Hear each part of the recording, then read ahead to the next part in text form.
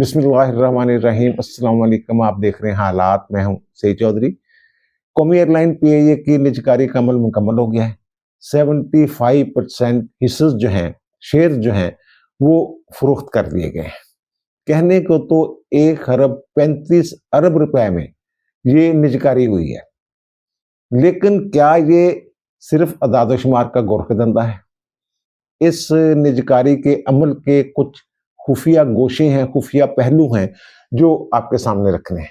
और फिर कल भी मैंने विलाग किया था कि जनाब लाहौर हाई कोर्ट की चीफ जस्टिस मिस आलिया नीलम ने ये जो प्रॉपर्टी के तहफ़्फ़ुज़ का, मलकियत के तहफ़्फ़ुज़ का कानून है, इस पे अमल दरामद रोक दिया है। उस पे बड़ा जनाब शोर मचा हुआ है। अब जनाब सुप्रीम कोर्ट बार एसोसिएशन जो है वो मदद को पहुंच गई है जस्टिस आलिया नीलम की। ये इसमें जो ऑर्डर हुआ है, इसमें कसूर किसका है, इस पर ही बात करनी है। लेकिन कल एक दिन पहले जो मैंने विलाग किया था उसमें मैंने अर्ज किया था कि जनाब जो हमारे फील्ड मार्शल हैं आसिम मुनीर साहब, तो उनकी बड़ी तारीफें हो रही हैं दुनिया में। और क्या तारीफें इसलिए हो रही हैं कि अमेरिका ये चाहता है, या अमेरिका के जो इत्तेहादी हैं, मुसलमान ममालिक भी जो हैं, कि जनाब गजा में पाकिस्तानी फौज जो है ये आईएसएफ का हिस्सा बनके, इंटरनेशनल सिक्योरिटी फोर्स का हिस्सा बनके, या अमन दस्ते का हिस्सा बनके वहां अपने कुछ फौजी जो हैं वो तैनात करें। इस पर आज इसी से आगाज कर लेते हैं बात का। तो ये जनाब आपको याद होगा कि 15 नवंबर को 2 रोजा दौरे पे उर्दन के शाह अब्दुल्ला पाकिस्तान आए थे। ये सारी चीजें उसी से जुड़ी हुई हैं बज़ाहिर।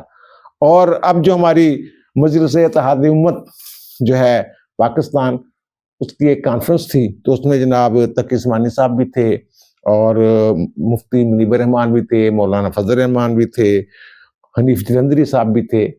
उन्होंने ये मुतालबा किया कि जनाब पाकिस्तान जो है ना, ये पाकिस्तानी फौज जो है बड़ी ज़बरदस्त है, लेकिन ये गजा में हमास को से हथियार लेने के लिए या गैर मुसल्लह करने के लिए ये अपने दस्ते वहां ना भेजे। ये उन्होंने मुतालबा किया है। अब उर्दन के शाह की बात भी मैंने कर दी। और फिर लीबिया के दौरे पे गए थे हमारे फील्ड मार्शल।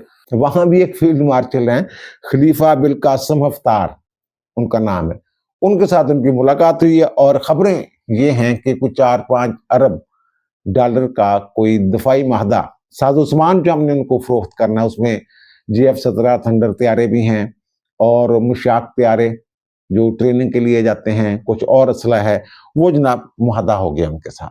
अब देखने वाली बात यह है कि ये जो लीबिया पर तो पाबंदी है हथियार खरीदने पे, अमेरिका ने लगाई हुई है, तो फिर ये मुआहदा जो है किस तरह तोड़ चढ़ेगा, ये भी सोचने वाली बात है ना।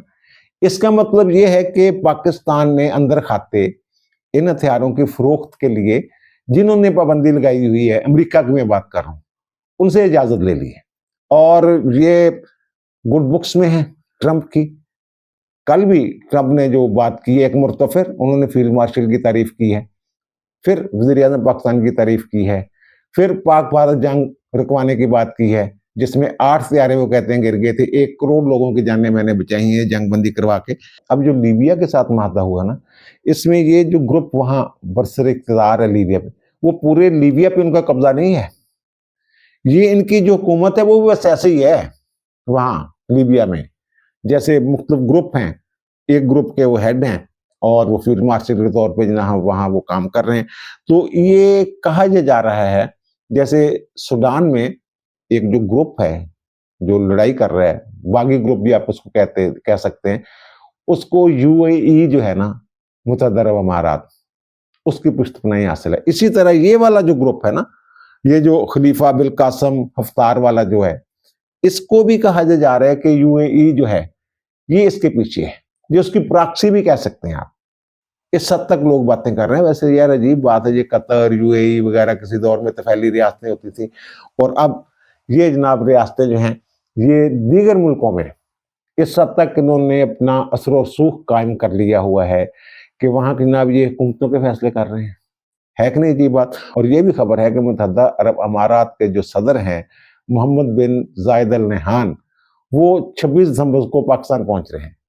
अब ये सारी चीजें जो है ना, इनको इसी तनाजर में देखा जा रहा है कि जनाब उर्दन के शाह का पाकिस्तान का दौरा, फील्ड मार्शल का दौरा जनाब लीबिया का, और हमारे सदर जो हैं इनका इराक का दौरा, और अब जो है वो यूए के सदर का पाकिस्तान का दौरा, ये सारी बातें हो रही हैं। और ये कहा जा रहा है, बल्कि वो कल मैंने वाशिंगटन टाइम्स का जो है हवाला दिया था कि उन्होंने जनाब पाक अमेरिका तल्लुकात जो 2025 में रहे हैं उसकी बात की है। उन्होंने कहा जनाब ये बड़ा गैर मुतवक्का था। जब मार्च में उन्होंने खिताब किया था डोनाल्ड ट्रंप ने, वो कांग्रेस में उन्होंने खिताब किया था ना, पहला जो उनका खिताब था, तो उसमें उन्होंने पाकिस्तान की तारीफ की थी। वो तारीफ क्यों की थी? गैर मुतवक्का क्यों था यार? वो पाकिस्तान ने उनको जो मतलूब था एक दहशत गर्द, वो उनके हवाले किया था। उन्होंने यही जिक्र करके पाकिस्तान का हवाला दिया था ना, तारीफ की थी ना। फिर हमारी और अमेरिका की इंटेलिजेंस शेयरिंग जो है उसने जनाब ट्रंप को बड़ा मुतमिन किया। और वो अखबार है वो लिखता है कि जनाब वो जो वाशिंगटन का था ना इंडिया फर्स्ट वाला, वो बाब जो है वो बंद हो गया हुआ है, खत्म हो गया हुआ है, और अब पाकिस्तान को फौकियत हासिल है। और वाशिंगटन टाइम्स के मुताबिक जनाब जो पाकिस्तान और अमेरिका के तल्लुकात में जो फैसला कौन मोड है ना, वो वही है जो पाकिस्तान और इंडिया की जो जंग हुई ना, झड़प हुई, और पाकिस्तान ने अपनी अस्करी बर्तरी और फौजी कारकर्दगी से जनाब ट्रंप को हैरान किया। तो ट्रंप साहब जनाब आप तारीफें कर रहे हैं। अब बातें ये हो रही हैं कि जनाब ये जो हो रहा है, और फिर जो मार्क रोबियो जो हैं वजीर खारजा, उन्होंने भी चंद दिन पहले ये बात की थी सहाफियों के साथ। उन्होंने कहा जनाब पाकिस्तान के शुक्रगुजार हैं, उससे ये जनाब कहना लोग शुरू हो गए जनाब वो शुक्रिया अदा करें पाकिस्तान का, इसलिए कि पाकिस्तान जनाब जो है आमादा हो गया है वहाँ गजा में फौज भेजने के लिए अमेरिका की सरपरस्ती में, ताकि हमास को गैर मुसल्लह किया जा सके। लेकिन उनका पूरा अगर आप बयान सुने, उन्होंने ऐसा नहीं कहा था। उन्होंने कहा हम शुक्रगुजार हैं इसलिए कि पाकिस्तान ने ये कहा है कि हम गौर करेंगे वहां फौजी दस्ते भेजने के लिए। और इंडोनेशिया ने पहले ऐलान किया था, अब वो भी पता नहीं भेज रहे हैं या नहीं भेज रहे।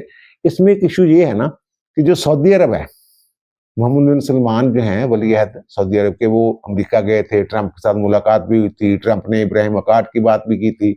तो उन्होंने क्या कहा था? उन्होंने ये कहा था कि दो रियासती हल के बगैर हम इब्राहिम अकार्ड का हिस्सा नहीं बन सकते। यानी फलस्तीन की रियासत अलग हो, इसराइल हो, फिर हम इसराइल को तस्लीम कर लेंगे, वो फलस्तीन को तस्लीम कर लें। ये सारा रोला जो है, इसी तरह का ख्याल पाकिस्तान का है। पाकिस्तान भी दो रियासती हल चाहता है, एक बात।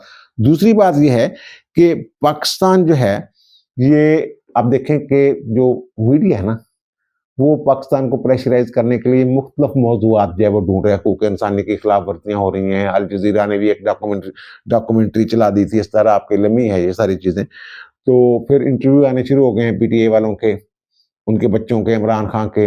बहन जो है वो तो इंडिया में जाके, खैर वो इंडिया के जाके नहीं, इंडिया के चैनल पे बैठ के जनाब पाकिस्तान पर तनकीद कर रही हैं हकूक इंसानी के हवाले से। और फिर स्काई न्यूज़ पे उसके बेटों का इंटरव्यू, और फिर एक और ताज़ा तरीन इंटरव्यू उनके बेटों का आया है, और उसमें ये कह रहे हैं कि जो हमने भी ये कहा था कि जब वो पाकिस्तान आते हैं तो बरतानवी हुकूमत जो है वो उनकी गिरफ्तारी से नहीं रोक सकेगी पाकिस्तान को, अगर वो यहाँ कोई कानून की खिलाफ वर्जी करते हैं। तो उन्होंने, उसके बेटों ने भी इमरान खान के ने कह दिया है कि बरतानिया ने जनाब, बरतानवी हुकूमत ने कहा कि हम आपकी कोई मदद नहीं कर सकेंगे अगर आप गिरफ्तार होते हैं। ज़ाहिर है अगर पाकिस्तान की आप खिलाफ वर्जी करते हैं कानून की, तो आपको वो कैसे सपोर्ट करेगी? बहरहाल ये पता नहीं खिलाफ वर्जी करेंगे कि नहीं, पता नहीं, आते भी नहीं। तो बहरहाल ये जनाब हाफिज साहब के खिलाफ ने एकदम कम चुक दिता गया दुनिया, और उसको भी इसी से जोड़ा जा रहा है। अब जो मुझ तक इतला पहुंची है वो ये है कि पाकिस्तान जो है वहां अपनी फौज भेजने के लिए तैयार है असूली तौर पे, लेकिन मशरूत तौर पे कुछ शराइत हैं, उनकी बुनियाद पे ये जाएंगे। ये हमास से लड़ने के लिए नहीं जाएंगे। आपको याद होगा ना 8 ममालिक के जो नुमाइंदे और सरबराहान मिले थे ट्रंप से, और वहां ये जो उसके 20 निकाती फार्मूला दिया था ट्रंप ने, उससे इत्तेफाक किया था इन्होंने। तो इनके कुछ निकात माने गए थे, कुछ नहीं माने गए थे। बहरहाल ये जो हमारी हुकूमत है वो ये चाहती है कि सर्विसेज ऑफ एंगेजमेंट जो है वो तय की जाए, शराइत तय की जाए कि हमने किन शराइत, हमने काम करना क्या है वहां जाके। अब जो इसराइल है उसका तो भरोसा कोई नहीं है। वो जैसे पाकिस्तानी सियासतदानों में इमरान खान है, उनकी किसी बात का कोई भरोसा नहीं होता, कोई उनकी जमानत देने के लिए तैयार नहीं होता। इसलिए दुनिया में जो ममालिक हैं उनमें इसराइल का वही किरदार है। जंगबंदी के बावजूद वो बाज नहीं आ रहे, बीमारी कर रहे हैं। तो अब ये भी तो हो सकते हैं ना, पाकिस्तान की फौज वहां जाए और 8 ममालिक, दीगर ममालिक की फौज जाए, या कुछ और मुल्क जो है वो वहां पहुंच जाए, नेटो को क्यों नहीं भेज देते आप, उनको भेज देना। लेकिन बहरहाल वो जो चाहते हैं कि इस्लामी मुमालिक यहाँ पे आए, और मिस्र कहता है मुझे क़यादत मुझे मिलनी चाहिए। सर मिस्र तो यार, उर्दन मिस्र उनकी तो बात ही छोड़ देना आप। वो इसराइल के साथ उनके किस हद तक मामलात हैं, मोहब्बत का रिश्ता कायम किया उन्होंने, कजन बने हुए आपस में। तो वो पाकिस्तान चाहते हैं इसराइल जो है अचानक जनाब वो हमारे दस्तों के ऊपर बमबारी कर दें, फिर क्या करेंगे? फिर हम चुप करके बैठे रहेंगे? ये सारी चीजें तय करके जाना है हमने जनाब। ठीक है, अगर हमास को आपने गैर मसल्ला करना है तो फिर उसकी जगह हम लेंगे। ये नहीं हो सकता कि जनाब उनको गैर मसल्ला करके जनाब हैंड ओवर कर दें इसराइल के। इसलिए आप जो खातर जमा रखे, टेंशन वाली बात नहीं है। ये जो उलमाए कराम है ये भी ठीक कह रहे हैं। तो उसका नतीजा अगर हमारे दस्ते जाते हैं तो हम तो यार हम साए बन जाएंगे। आप तो बड़ी देर से ये मुतालबा कर रहे थे जनाब इसराइल के साथ आप जो है वो करें।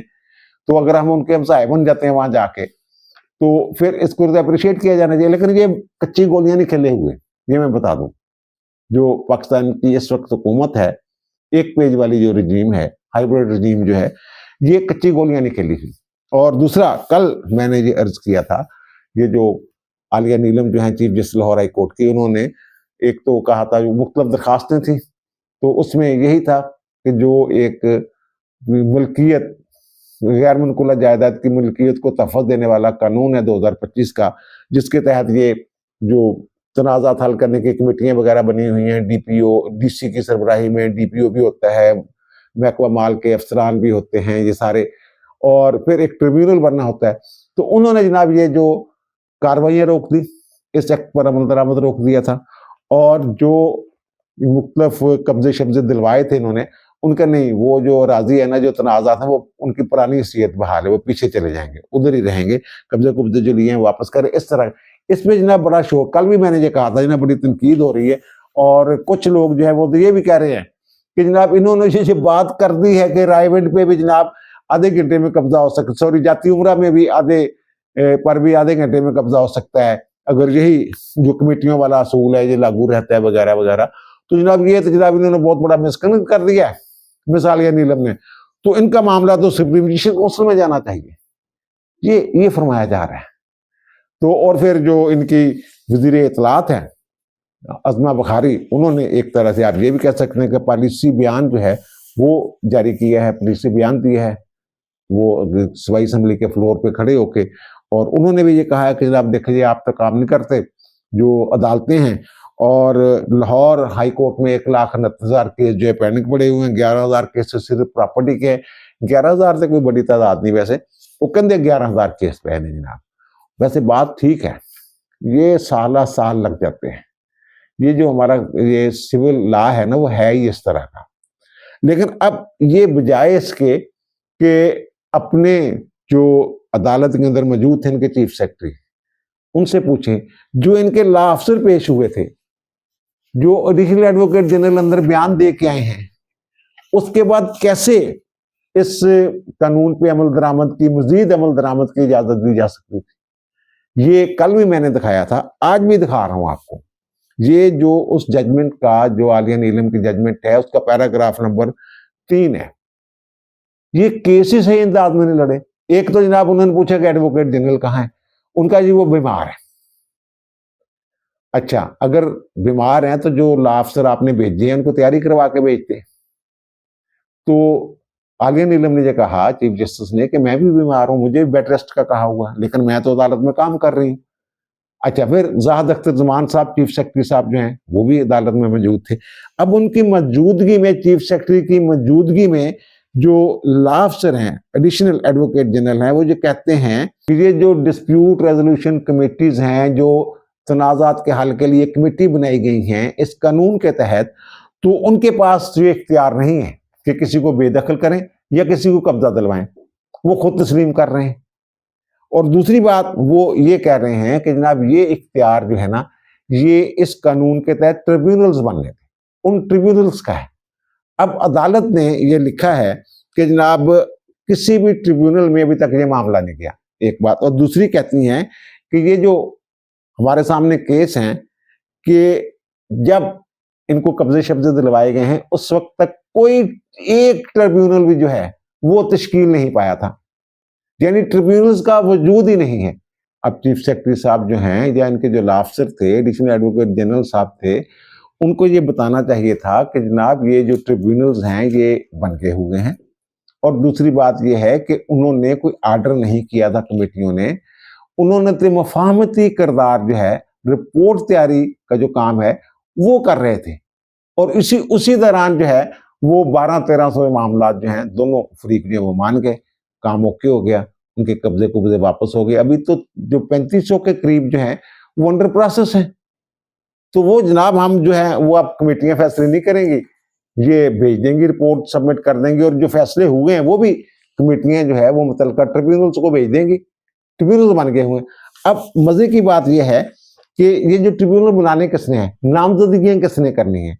ये जो कानून है ये कहता है कि ये जो जायदाद, गैर मुनकुला जायदाद की ओनरशिप की तहफ़्फ़ुज़ का जो कानून है, उसके तहत जो जो ट्रिब्यूनल्स हैं ये इसकी नामजदगी करनी है हाई कोर्ट में, रिटायर्ड जजों की, सेशन जज की सतह का कम से कम अफसर। तो वो उन्होंने दो जो है नामजदगी, दो मरतबा दो खत भेजे गए लाहौर हाई कोर्ट की तरफ से, एक 2 दिसंबर को और एक 24/11 को। इन्होंने वो जज जो है वो नामजद कर दिए हुए हैं।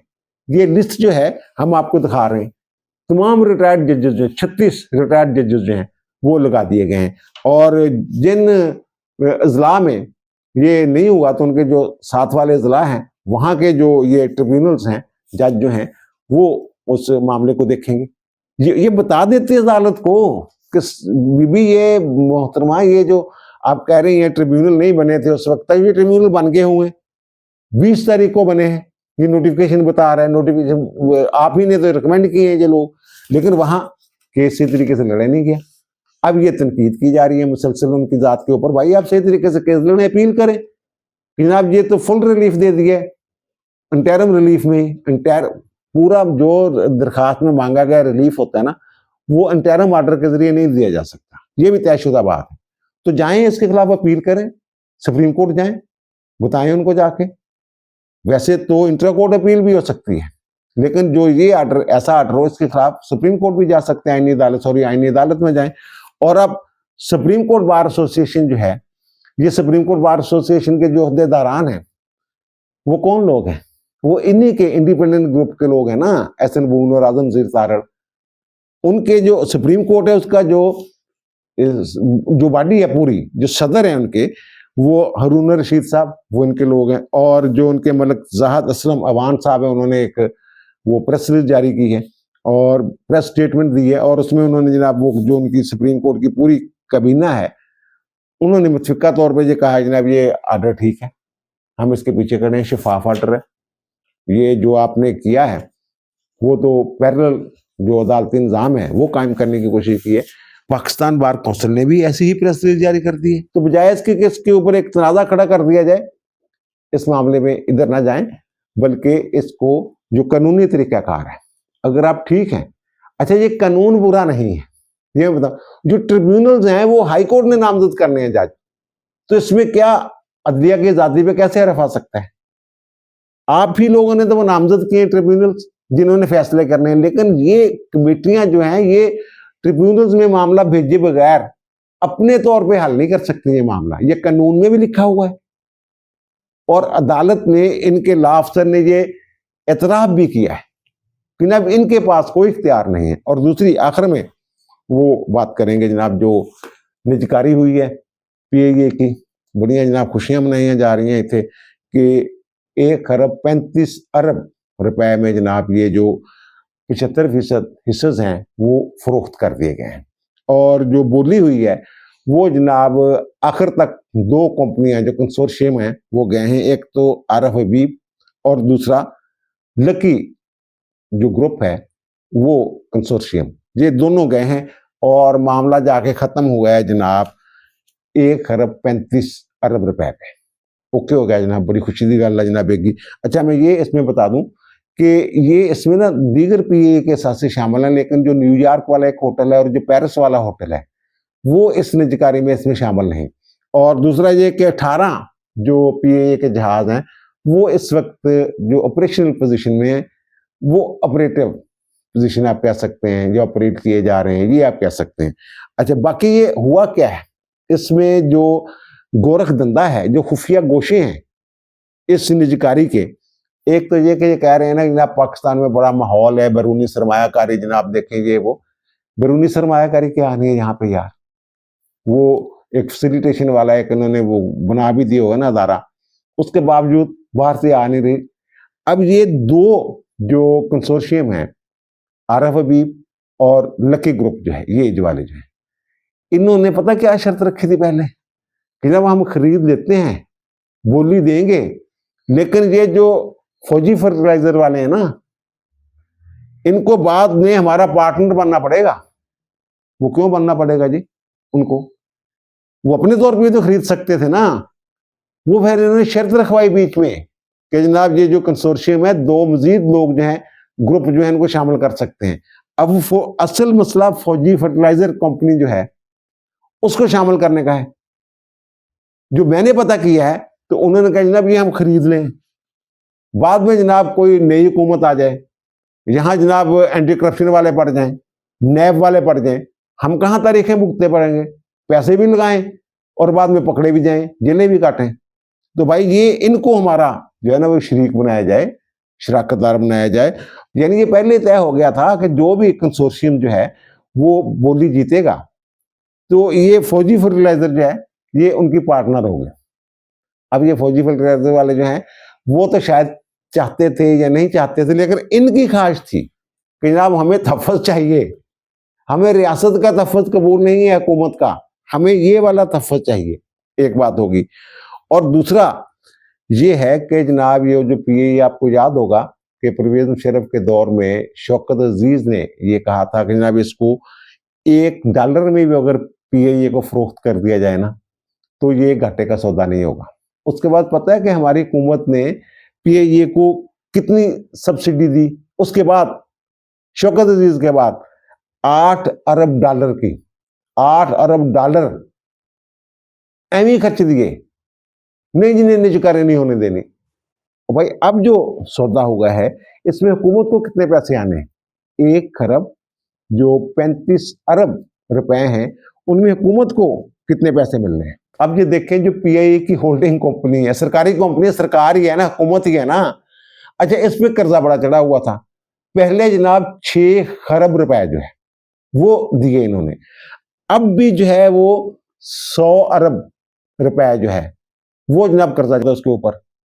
ये अब इन्होंने किया क्या है कि ये 100 अरब जो है ना ये इन्होंने अपने खाते में डाल ली हुकूमत ने, यानी उसका क्लियर कर दिया। वो कह रहे थे ना पहले कि जब क्लियर करें इसके खाते शाते सारे, वो हुकूमत ने 100 अरब रुपए जो है वो उसके जो कर्जे थे उसके ऊपर जो वाजबात चढ़े हुए थे वो अदा किए। और ये जो 135 अरब है इसमें से कितना आना है, अब जो माहदा हुआ है उसमें तो ये हुआ कि जो 92.5% है जो है ना इस रकम का, ये री इन्वेस्ट करेगी ये कंपनी कंसोर्शियम वहां पे।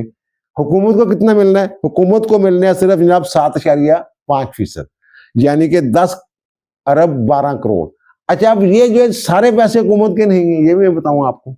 एक और खुफिया गोशा मैं आपके सामने खोल रहा हूं, वो ये है कि ये जो निजकारी कमीशन है ना, ये जो फिजिबिलिटी बनाते हैं और कंसल्टेंट जो हैं उनसे वो बनाते हैं मौजूनियत की रिपोर्ट्स वगैरह, वो सारी चीजें 4.5 अरब रुपया तो उनको देने हैं, पीछे क्या बचा, यानी कि हुकूमत के पास तो 5-6 अरब रुपया जो सिर्फ बचे हैं।